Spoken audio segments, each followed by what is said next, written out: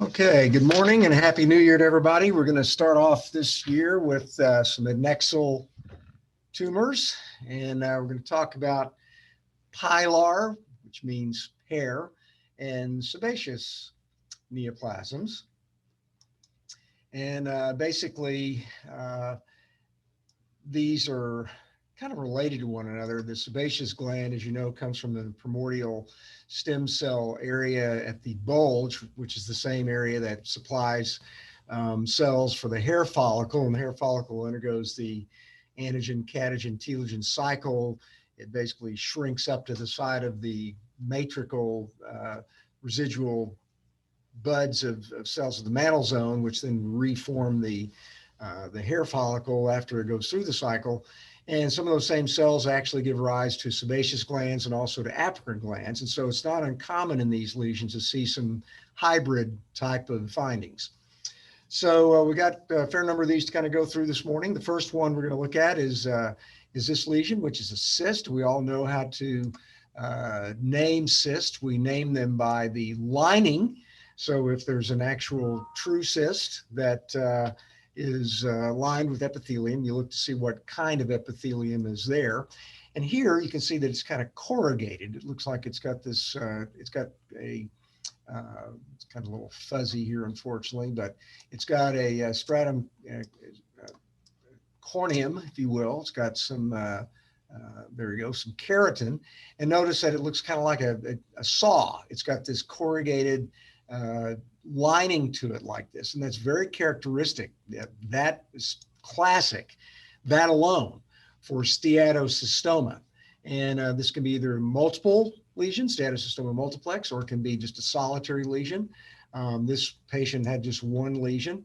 One other thing that you commonly see in steatocystoma are sebaceous cells, sebaceous lobules that are in the wall of the cyst, but they don't have to be. So if you just had this other cyst on the other side, and here we get a nice example of that sebaceous element actually in the wall of the cyst. If you just had the other side, you can still make the diagnosis, even though there's no real sebaceous lobules in the wall of the cyst, because it's got that corrugated lining. And if you look over here, you can see a little bit of those primitive mantle zone cells right here. So that's the little residual mantle area of the follicle. So that's steatocystoma. And as you know, they can be seen in a syndromic pattern where there are multiple lesions or just solitary.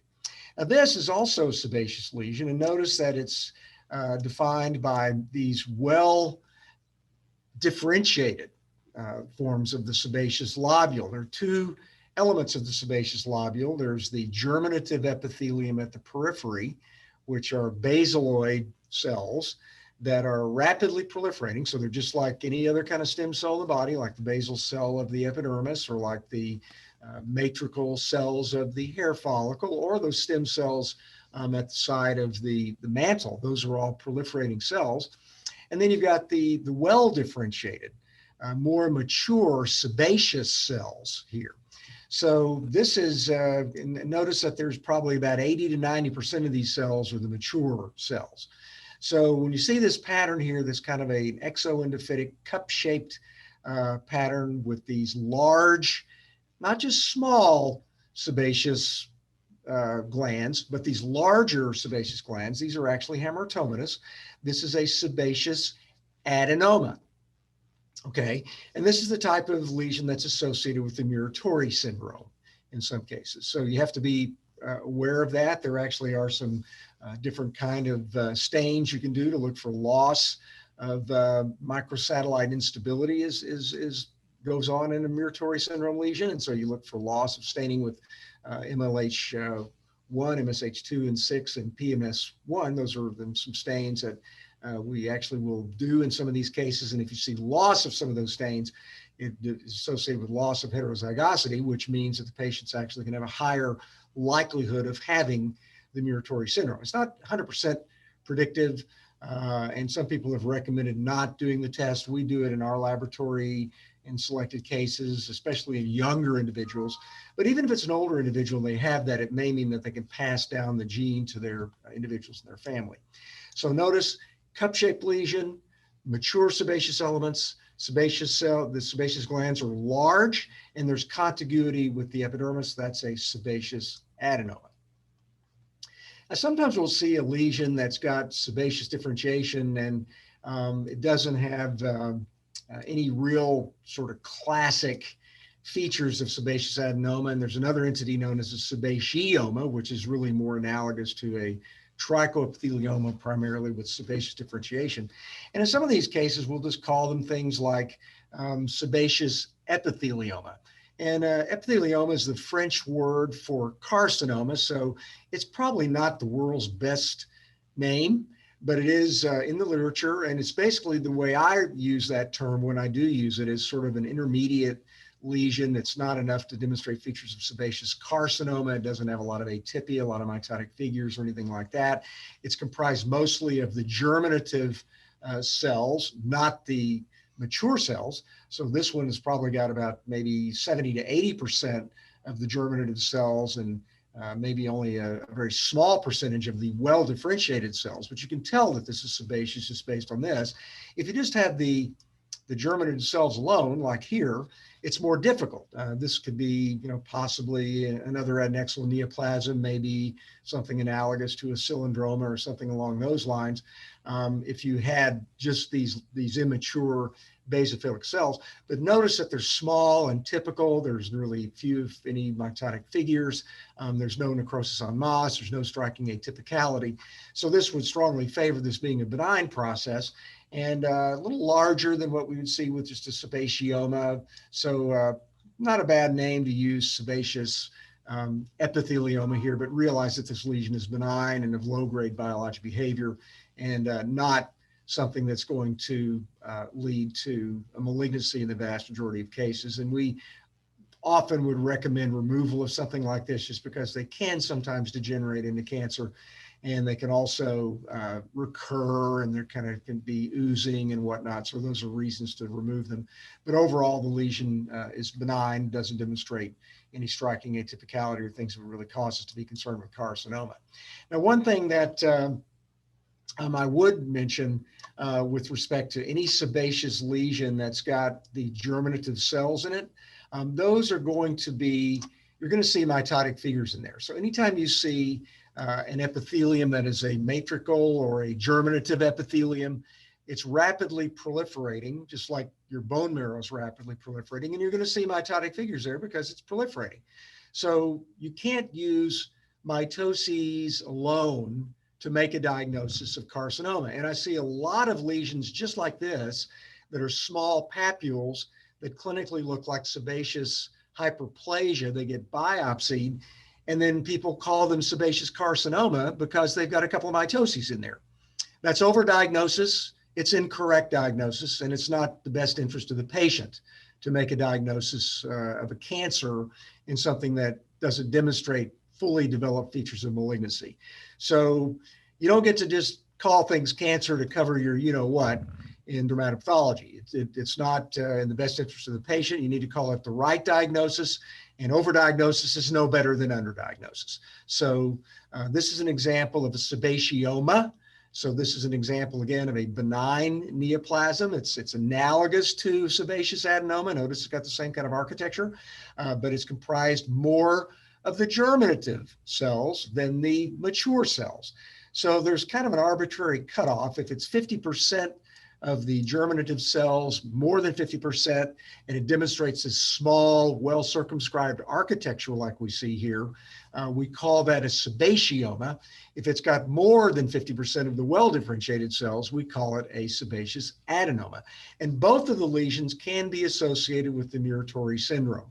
So it's important to recognize that. But just because you look at high magnification and say, oh my goodness, there's a mitotic figure or two, there's a couple of necrotic cells, that does not mean that it's cancer. So you need to apply all of the criteria: breadth, symmetry, circumscription, clinical correlation. All of those things are used to make a diagnosis of benign versus malignant. And this would be a totally benign lesion. And it's kind of analogous to a sebaceous variant of a trichoepithelioma. Okay, this lesion was a little different. Here we had a lesion that was kind of fragmented, and it's not just a small lesion. It's actually comprised of 4 or 5 different pieces in the specimen. So you got 1, 2, 3, 4. This isn't just one shave. This has got several different components to it. And this lesion was a little bit more atypical, had a little bit more of the matrixal epithelium, had some mitotic figures, had some necrosis en masse. And so here we're kind of venturing into the spectrum of possible sebaceous carcinoma when we see something along the lines of this. And here's another area over here. And we've got a zone of massive necrosis. Now, one thing about necrosis en masse, sebaceous lesions tend to be necrotic because they tend to undergo holocrine secretion. That's the normal secretory pathway of a sebaceous cell. So as opposed to like a melanoma that undergoes necrosis en masse, it's not uncommon to see some necrosis in a sebaceous lesion. When you get massive necrosis like this, and you get cells that are really frankly atypical with a lot of mitotic figures, well, then you can kind of begin to apply other criteria for sebaceous carcinoma. So this lesion was large. It was asymmetrical. It's got the more atypical cells. It's got these sheets of these large, poorly differentiated sebaceous cells with a lot of mitotic figures associated with necrosis en masse. So here, you can make the diagnosis of sebaceous carcinoma with certainty as opposed to the sebaceous sebaceoma or sebaceous adenoma that might have a couple of mitoses. You don't want to overdiagnose these, but in a situation like this, you can make the diagnosis when it's got these other ancillary criteria. So just remember to apply all of your criteria for the diagnosis of sebaceous carcinoma. Now, sometimes when these lesions are poorly differentiated, you may need to rely on other things than just looking at morphology to tell the differentiation. Here we've got an obvious sebaceous cell, but there are a couple of stains that you can use that can help you to look at these basophilic cells where they're more likely to be sebaceous or maybe neuroendocrine, for example, something like that. If you're really not sure about the differentiation here, would be, we didn't even do a stain on this case. We're really pretty obvious to us that this was sebaceous differentiation, but you can do things like adipophyllin, especially that will stain the lipid in those lesions. So that's something that you can use to help differentiate this. D240 has been used in some of these cases, podoplanin. So these are some other stains that have been used for sebaceous differentiation. But most of the time, you can generally tell with just H&E. And I think from the standpoint of a board examination, you're probably not going to be asked to what kind of special stains really are helpful in differentiating sebaceous from non-sebaceous cells, because that's a little bit esoteric. Okay, let's shift gears a little bit. And so here we're looking at another very small papular lesion. And now we've got what looks like an immature follicular lesion. You got this reticulated epithelial proliferation of these basaloid cells. They're demonstrating these little papillary mesenchymal bodies. You've got some small cysts associated with the lesion. This is a nice example of a benign follicular hamartoma. And notice that it's very small. It's very well circumscribed. It's got a prominent stroma that contains fibroblast. It's got it's a little bit of a myxoid stroma, but more of a fibroblastic stroma with mature collagen bundles associated with it, rather than that myxoid fibromucinous stroma that we often see with the basal cell carcinoma. So when we see this kind of, this is really recapitulating the papilla of a hair follicle. When you get that kind of stroma, the fibroblast, a little bit of lymphocytic infiltrate, and then you've got these reticulated epithelial structures with no clefts between the epithelium and the surrounding stroma. This is an example of a benign follicular hamartoma. Now, it's not a classic trichoepithelioma. I think we're going to talk about that a little bit later on. So this is sort of just a primitive mantle zone follicular lesion. And probably the best diagnosis here is, again, just to call this a benign follicular hamartoma, not a trichoepithelioma. And it's these lesions actually can occur in multiplicity and can be in a syndrome, like multiple trichoepitheliomas sometimes. But this is a benign lesion, not a basal cell. Again, we don't really do a lot of stains for Burr EP4 and those sort of stains. Most of the time, in my opinion, you look at this, you can tell just looking at it morphologically that it's a benign lesion, and you don't really need to get into trying to do special stains to distinguish between basal cell carcinoma and this lesion. And these lesions tend to behave in a very benign fashion. They don't really get larger, and they don't really ever ulcerate. They don't degenerate into cancer. So something that can simply be followed, especially if the patients have a lot of these lesions. Okay, this lesion, another example of a follicular neoplasm. Let's rotate this. I've got a higher magnification. And you can see that it's comprised of these little, I'd say sort of almost bulbous, quote, fat, end quote, little structures that are recapitulating probably the lower part of the follicular infundibulum here. So we've got these little aggregations of these keratinocytes that are emanating from the side of these dilated follicular ostia. Some of them have formed these little sort of individual aggregations that are more solid, but they do have these little cystic structures and little cysts within them. And this is a nice example of what we refer to as a so-called Pilar sheath acanthoma. Acanthoma means basically just a benign epithelial tumor. Pylar, again, hair is what that means, and it looks like the Pilar sheath. So it's not really a bad name because it is kind of recapitulating the area of the lower part of the infundibulum and the isthmus of the follicle with these bulbous aggregations that often sort of are contiguous with these little cyst-like structures that we see up here. So this really almost looks like a little small infundibular cyst, and it's got these aggregations of these cells that are emanating from that cyst. So you can kind of think of it almost like it's not really exactly like a fibroflickiloma or like a trichofolliculoma. It's almost like a cyst, but instead of having the inferior portions of the follicles that have the little small immature hair bulbs coming off of those, it's got these larger sort of, almost looks like the wall of a pilar cyst that's extenuating from the individual little cystic areas here. So it's a benign lesion, and remember the name is Pilar sheath acanthoma. Kind of an interesting name, and it sort of does seem to correlate with what we're seeing here. This does look like almost like the isthmus, if you will, the lower part of the infundibulum of a follicle with these small little cystic structures as well. Totally benign, generally clinically looks like a little papule, and clinicians really never make this diagnosis clinically. Now here's another lesion that is really, as opposed to the pilar sheath acanthoma, which, think of it as basically a little benign lesion that's kind of coming from the sheath of the follicle. Here we've got a horizontally oriented reticulated structure that you can kind of almost think of this as like the mantle zone again, that's just kind of, rather than forming a little nodular lesion, is kind of forming more of a horizontal plate-like lesion. And this lesion is diagnosed, it's called the tumor of the follicular infundibulum. And this diagnosis I don't like quite as well because it doesn't really describe much of anything. But if you can think of it in terms of the fact that this is probably once again occurring at that mantle zone, and instead of forming these large bulbous aggregations coming kind of almost in or sort of an exoendophytic pattern, here we've got the same sort of process going on more kind of in a horizontal pattern. Instead of forming the large bulbous aggregations, these are more kind of reticulated aggregations. But the individual cells look somewhat similar. They're clear staining, which is probably recapitulating the outer root sheath of the hair follicle. You got a little small cyst here, which is again probably recapitulating the infundibulum of the follicle.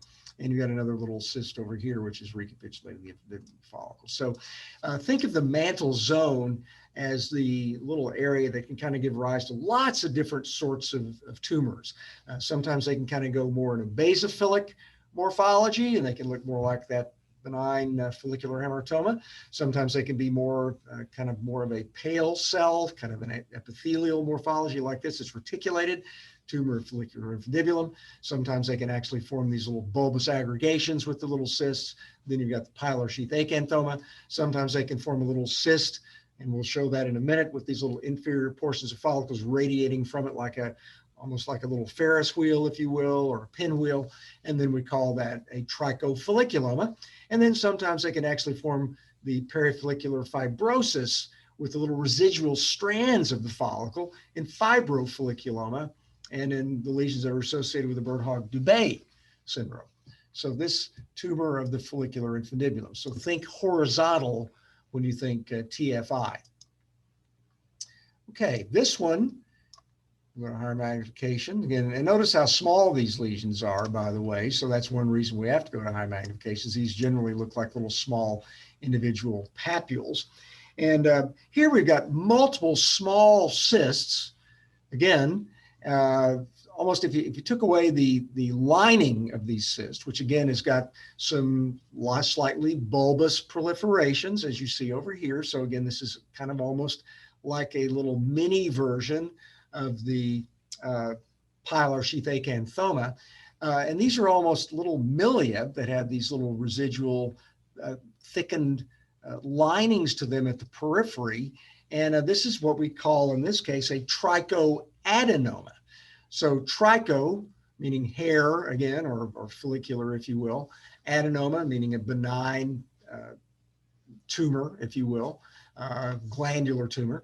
So again, it's kind of a little funny name. I'm not as big fan of this name as well as some of the others that we've talked about, but this is what they look like. We see multiple small, look like milia-like cysts that have these epithelial linings that are little bulbous, extending from the outer surface of these. And in some cases, they actually form these little bulbous aggregations that don't have the actual cyst in the center of them anymore. This is what's called a trichoadenoma. So if you took away this, it looks just like milia, but you add the thicker wall to them, and then you have some of these areas where they form these little small solid aggregations. That's an example of a trichoadenoma. Totally benign. So again, these are all kind of in a spectrum, if you will. So if you were to take this and make this, 100 times thicker and make the wall thicker and make the cyst lining thinner and smaller, and the cyst lumen gets thinner and smaller, then you're dealing more with the Pylar sheath Acanthoma. So this is sort of in the same family, if you will, of this Pylar sheath Acanthoma a little bit. So these are all analogous to one another. They're benign, they're follicular, they don't mean anything. They're just names that are given to sort of different spectrums of the same process, if you will. Okay, let's move on to the next lesion.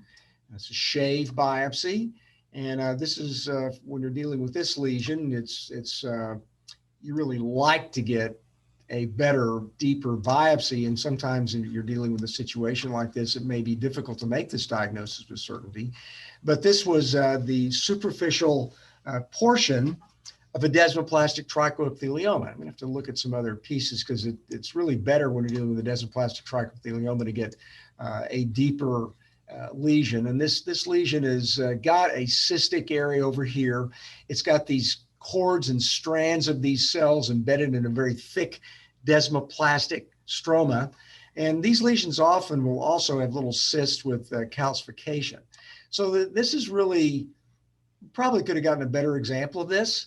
I think we may have signed this out as most likely probable surface of a desmoplastic trichotheleoma.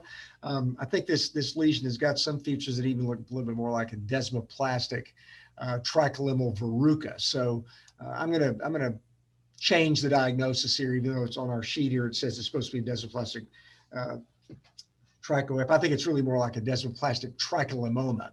So this is not a desmoplastic trichoep. This is a desmoplastic tricholemoma, which is a variant of a benign adnexal neoplasm differentiating toward the outer root sheath of the follicle. And you notice that it's small, it's symmetrical. If you just had this part over here, it does look like a tricholemoma or a tricholemal verruca, if you will. It's got the outer root sheath part of the follicle. And this is the desmoplastic component over here. It's got the thick sclerotic collagen bundles with the individual strands of these cells embedded within it. But notice the overall lesion is small and symmetrical and well circumscribed, and this is pretty much the entire lesion. So this is a desmoplastic tricholemoma, not trichoepithelioma. I misspoke on that. So this is a tricholemoma, which is the family of a tricholemal verruca. Some people think these may actually be HPV induced. Dr. Ackerman used to say that they were. I don't know that they all are, but these lesions generally are benign and And the most important thing here is not to overcall these basal cell carcinomas or things like that require extensive surgery, because a lot of these come in as just a little papule. They're thought to be sebaceous hyperplasia or maybe even a verruca. They get shaved on a youngish individual, and they're really not anything really to worry that much about. So desmoplastic tricholemal verruca, desmoplastic tricholemoma. Okay, this lesion is also follicular, and notice this is taken by enucleation or incision technique. So this is not a shave biopsy. And it's got a cyst, so we'll look over here, and the cyst lining is very much like what we saw earlier when we looked at the Pilar sheath acanthoma. It's got that tricholemal clear staining cytoplasm.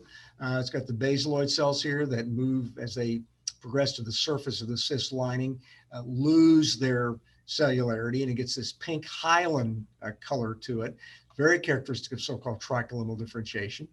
And then if you look over here, we've got these large bulbous aggregations of cells here that have got the same type of cornification, same type of differentiation. Here you've got some actual keratin lining in the center of these cystic areas over here, as well as in these small little aggregations to the side, and some calcification. And this is a so-called proliferating tricholemal cyst, proliferating tricholemal tumor. Clinically, these look just like Pylar cysts. They're these deep-seated nodules on the scalp of people. They're also known as WENs. And basically, clinically, they're benign. You cut into them, they usually shell out, they pop out. And then we look under the microscope, they've got all these proliferative elements to them. And so when you see this, you get the most important thing is to make sure this does not get overdiagnosed as a squamous cell carcinoma. These are not cancers. They very rarely can degenerate into cancer. So any adnexal neoplasm, especially larger, deeply seated adnexal neoplasms, whether they're eccrine, apocrine, follicular, whatever, they have the potential, albeit low, to turn into cancer over the course of many years. And so that's one of the reasons that these things often get completely excised. You just want to take that completely out of the equation. But this is not a cancer today. So individual aggregations are comprised of these cells that are small, they're typical, there are no mitotic figures, there's no necrosis en masse, there's no pleomorphism. So this is a benign lesion, and it does not have to be re-excised more widely. So probably the most important thing about this is that it's not overdiagnosed as a squamous cell. And notice at this low power, this is the whole lesion. So they basically, they cut over the surface of it, they just popped it out, came out just like a regular Pylar cyst would come out, but lo and behold, here it's got all this proliferative epithelium associated with it. So that is a benign proliferating tricholemal cyst or proliferating tricholemal tumor. Okay. Let's look at this lesion, which is different. And we've got another lesion that basically shelled out, if you will. So this is the overlying skin, and this is beneath the skin. And it's got these individual aggregations of these cells that have got these shadow cells. Beautiful example of these cells that are got these little ghost-like characteristics to them. And these are known as ghost-like cells or shadow cells. These are classic for pilomatricoma. And basically what's happening in this lesion is that these are cells that are recapitulating the very primitive formation of a hair shaft, if you will. So if you go look at a normal hair follicle and you see the matrical cells, and they start differentiating towards the actual hair shaft forming cells, they develop these ghost-like shadow cell morphology, and that's what we're actually seeing here in this pilomatricoma. Now, some of these have mostly ghost cells, like we're seeing here, shadow cells. Some have more of the stem cells of the proliferating cells of the matrical epithelium. Really don't have as many of those here. So this is an interesting lesion because it's got just mostly the shadow cells, but here are some of the matrical epithelial cells here. But you can get some where there's 80 to 90% of matrical cells with just a few of the shadow cells. And then other cases like this one where you've got the opposite. Vast majority of the cells are the shadow cells, and with relatively few of the matrix cells.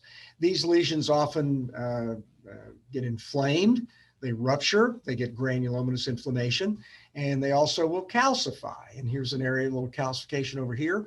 And these lesions are also known as calcifying epithelioma of Malherbe.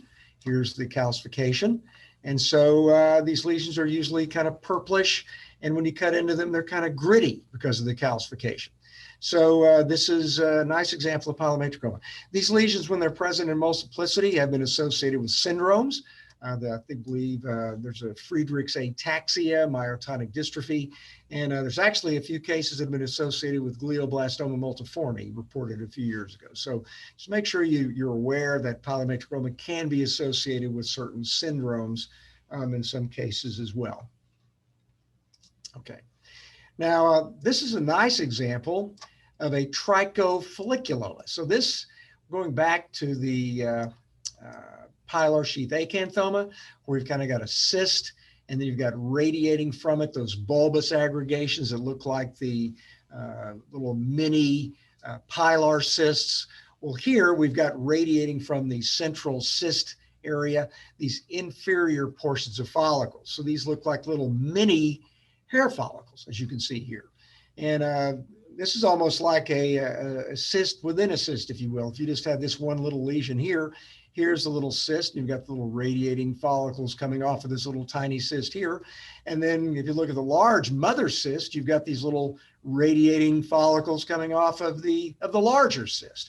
So you've kind of got a little a cyst within a cyst, if you will, with these little radiating inferior portions of hair follicles. Now, I personally am a big lumper. I like to lump all of these in the family of Trichofolliculoma. Some people say there's a variation of a neurofollicular hamartoma that's got this morphology to it. I don't really use that term that much. I personally think that these are all kind of related to one another. And so to me, if it's got this morphology to it, I call this a trichofolliculoma. And if you look at the inside the center of a trichofolliculoma clinically, they'll often have what looks like a little tuft of white hair. It looks like a little tuft of wool coming out of the center of that. And these little hair shafts that you see here generally have little, if any, pigment to them. So that's fairly characteristic. So this is trichofolliculoma. So if you think central cyst, thick bulbous aggregations that look like a Pylar cyst, Pylar sheath acanthoma, central cyst, inferior portions of follicle sitting here, think of trichofolliculoma. And then these, we're going to have the little central areas of the hair shafts that have that whitish tuft of wool coming out of them. Okay, this, we've looked at other follicular structures today. This is a nice example of a pretty classic trichoepithelioma. Now we had the benign follicular hamartoma before. Remember what that looked like. You can go back and compare and contrast these lesions. This lesion has got more cellularity to it, and notice that it's still got a prominent stroma.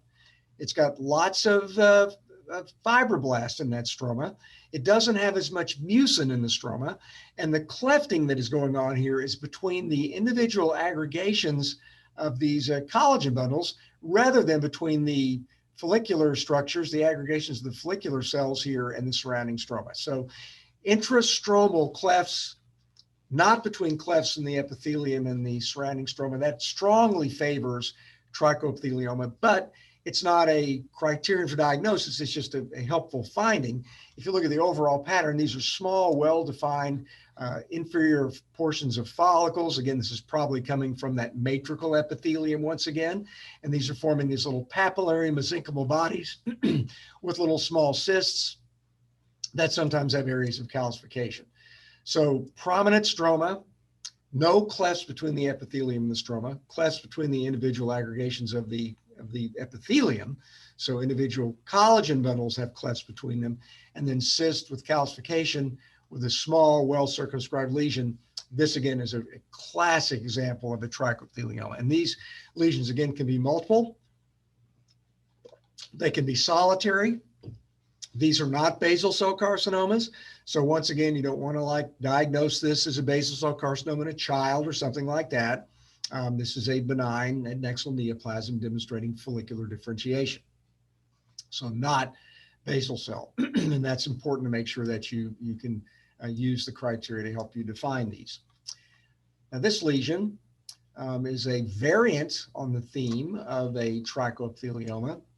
And we're going to go to higher magnification here, and you're going to see a pattern that's got more of a diffuse sclerosing pattern. Individual aggregations of these cells. Notice once again, it's fairly small, it's fairly symmetrical, it's fairly well circumscribed based on what we have here. So it's got the architectural features of benignity. It's not extending deeply down into the subcutaneous fat. It's not involving nerves.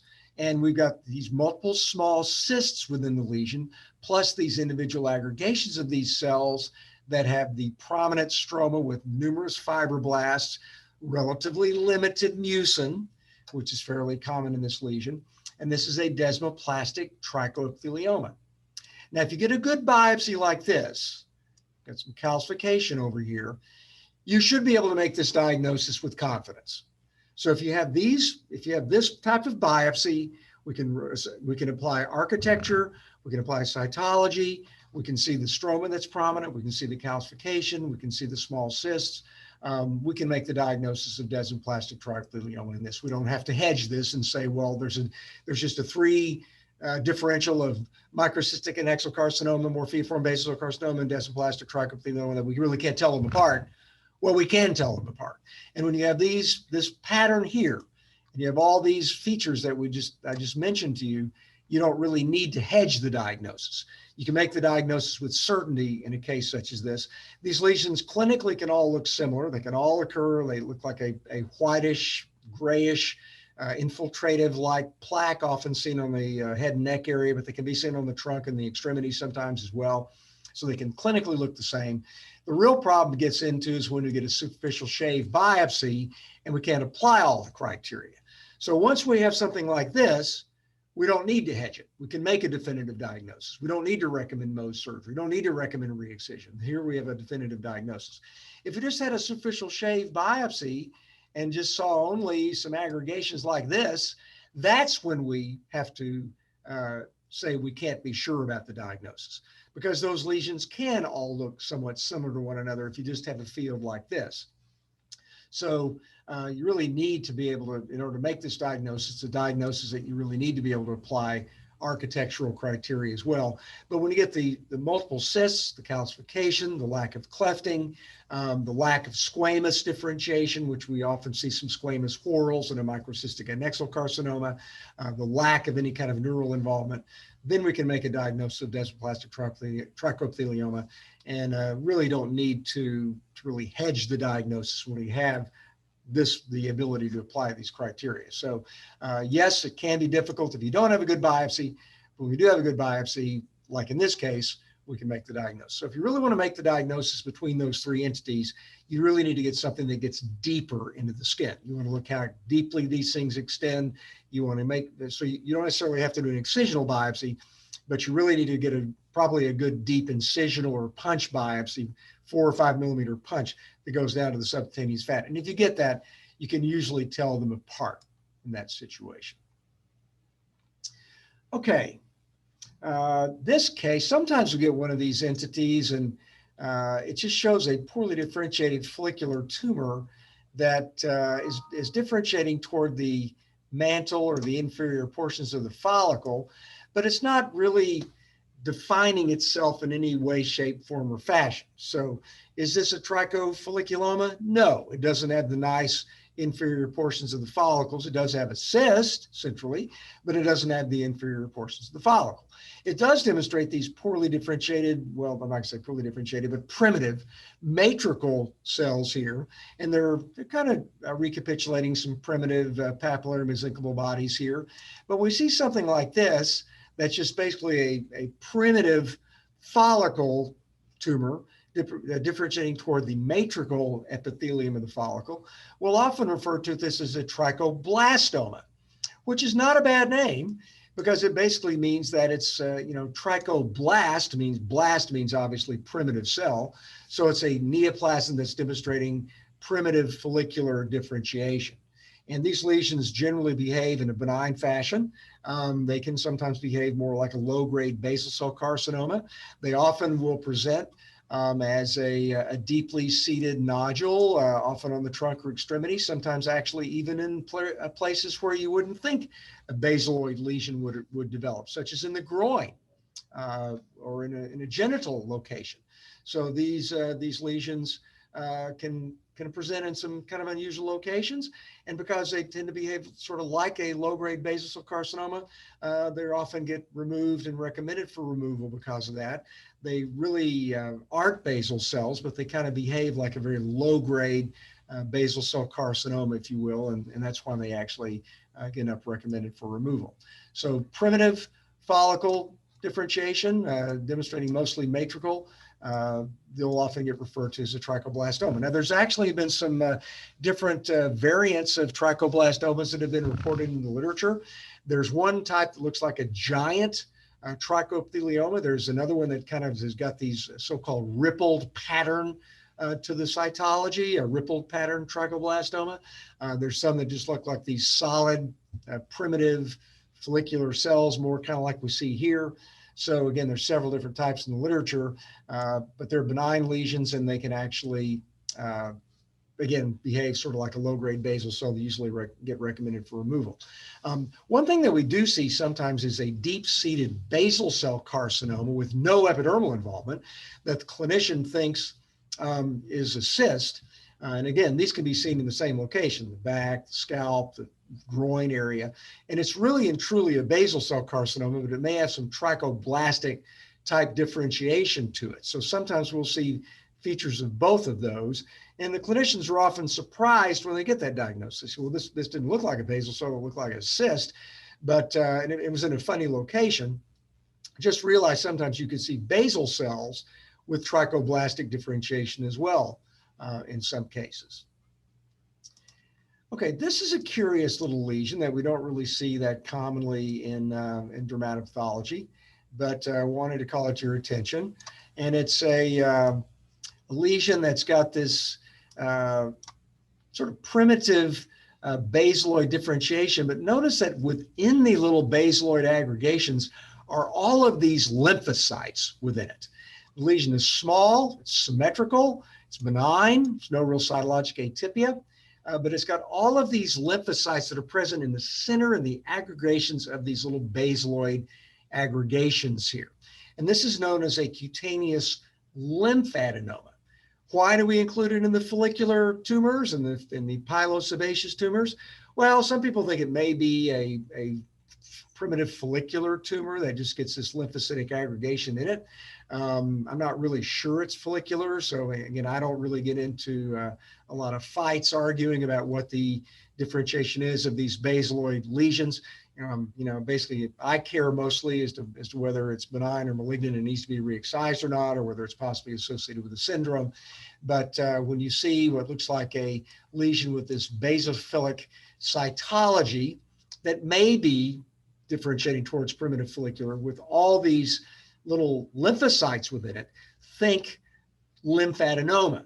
So lymphadenoma. And a few years back, there was some articles written by Ron Barr and others out of California where they actually compared this to the thymus gland. And some of these lesions actually were occurring in areas where primitive thymus remnants could actually be, and they actually thought that this lesion was maybe related to a so-called dermal thymus.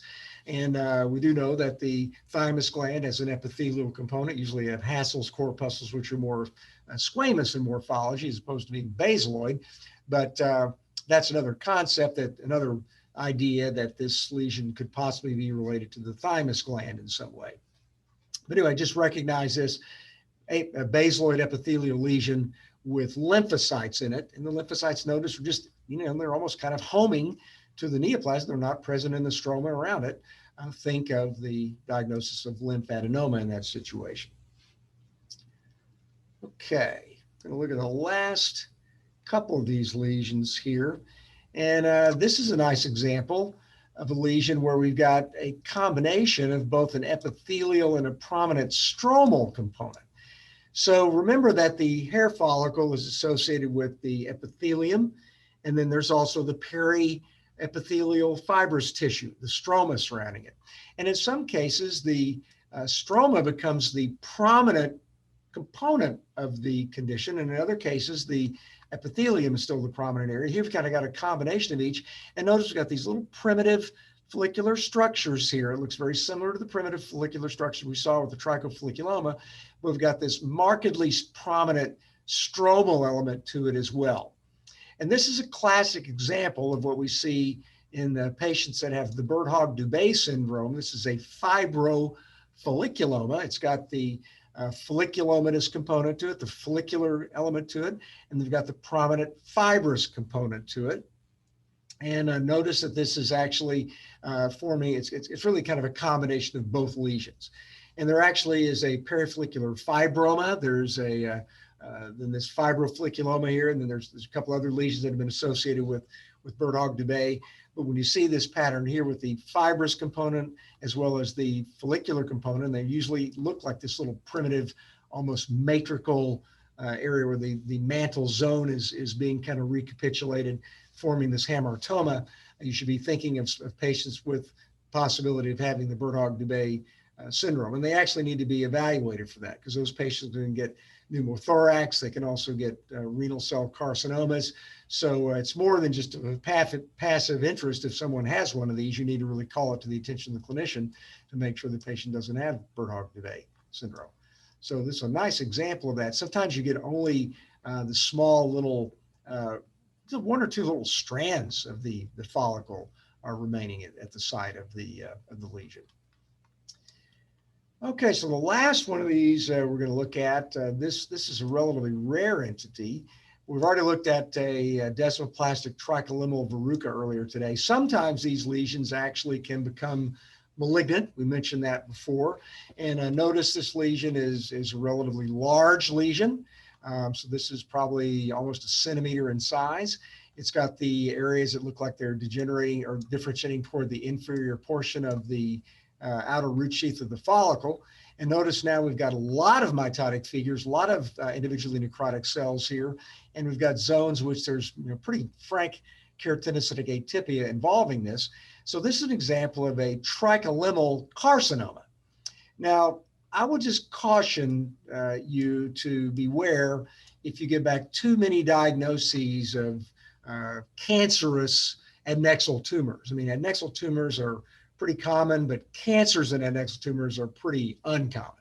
So if you get back a lot of diagnoses of tricholineal carcinoma or things like that, sebaceous carcinomas and small lesions, there's probably overdiagnosis going on because people are looking at a few mitotic figures and making a diagnosis of cancer on the basis of that. You really need to see some of these other features that we've mentioned before. You need to have areas where there's really frank atypia, or there's necrosis en masse, or there's asymmetry, the lesions are relatively large like you see here, before you make a diagnosis. Because you're going to, it's not uncommon to see an occasional mitotic figure, a few atypical cells and whatnot, in these adnexal neoplasms, and they're still benign.